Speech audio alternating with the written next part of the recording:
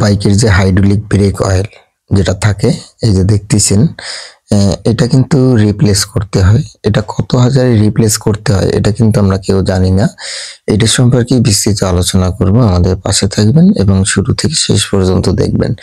কারণ এই break oil change না করলে বকেরই সমস্যা হয়ে যায়। তাহলে আমরা আজকে জেনে নেব যে ব্রেক অয়েলটা কত হাজারে চেঞ্জ করতে হয়। তাহলে চলুন শুরু করা। আসসালামু আলাইকুম বাইকার্স, কেমন আছেন? আলহামদুলিল্লাহ অনেক ভালো আছেন আশা করি। আমি মোহাম্মদ তৌহিন খান, বাইক সার্ভিসিং বিডি চ্যানেল থেকে আজকে আপনাদের মাঝে আবারও নতুন একটা রিভিউ নিয়ে চলে আসলাম।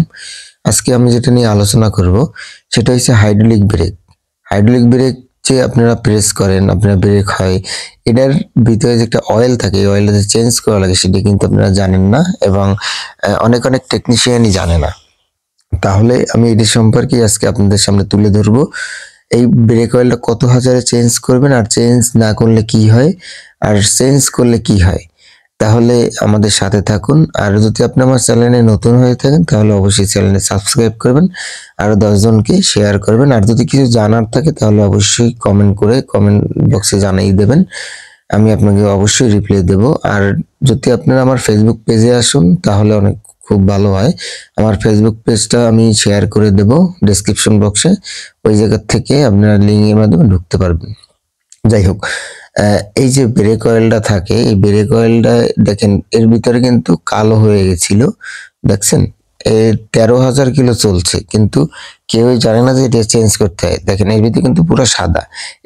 এই যে গাঁটটা জমে, এই যে এর ভিতরে যে গাঁট থাকে, একটা নির্দিষ্ট টাইমের সময় এটা হয়ে যায়।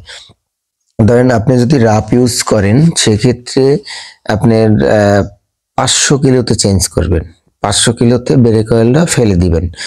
আর যদি আপনি মানে রাপ ইউজ করলেন না, আপনি সাধারণটা ইউজ করলেন, সেক্ষেত্রে আপনি কত মানে 500 না 1000-এ চেঞ্জ করবেন।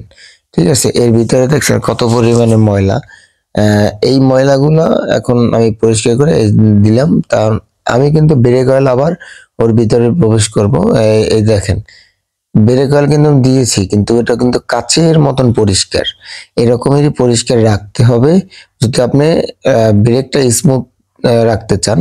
আর কেননা যদি এইগুলো না হয় তাহলে অনেক সময় কিন্তু সিজ করবে। যখন সিজ করবে ব্রেক, তখন কিন্তু আপনি অনেক বড় একটা দুর্ঘটনার সম্মুখীন হতে পারেন।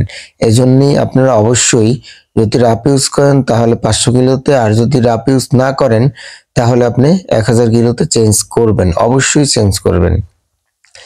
আর .43 যেটা পান না কেন, যে কোনো একটা ব্রেক অয়েল দিলেই হবে ভালো কোয়ালিটির, যেন কোয়ালিটি সম্মত হয়। যদি হুন্ডার ব্রেক অয়েল থাকে, হুন্ডার ব্রেক অয়েল আছে, ওই যদি ওরাও দিতে চান ওরাও দিতে পারেন। আর যদি আপনি মনে চান যে বাইরে থেকে নিয়ে যাবেন সেটাও আপনি পারেন।